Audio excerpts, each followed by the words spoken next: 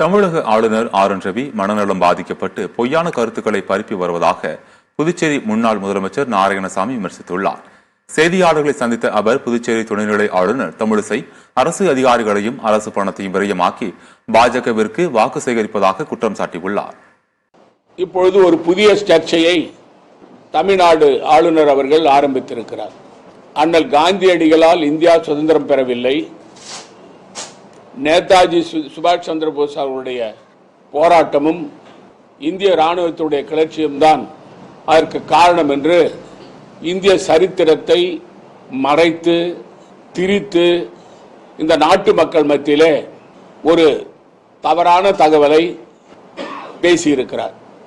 R N Ravi அவர்கள் உண்மையிலேயே சுயநினைவோடு இருக்கிறாரா அல்லது அவர் உண்மையிலே இந்திய சரித்திரத்தை படிக்கவில்லையா என்பது விந்தையாக இருக்கிறது. மாண்புமிகு துணைநிலை ஆளுநர் பொறுப்பு டாக்டர் தமிழிசை சவுந்தரராஜன் அவர்கள் நடத்தி கொண்டிருக்கிறார்கள். மத்திய அரசாங்கத்துடைய திட்டங்களை மக்களுக்கு தெரிவிக்க வேண்டும் என்று அதிகாரிகளை பயன்படுத்தி, புதுச்சேரி மாநில அரசு அதிகாரிகளை பயன்படுத்தி அவர்கள் மூலமாக பாரதிய ஜனதாவுக்கு விளம்பரம் தேடுவதற்காக டாக்டர் தமிழிசை சவுந்தரராஜன் அவர்கள் விழாக்களை நடத்தி கொண்டிருக்கிறார்.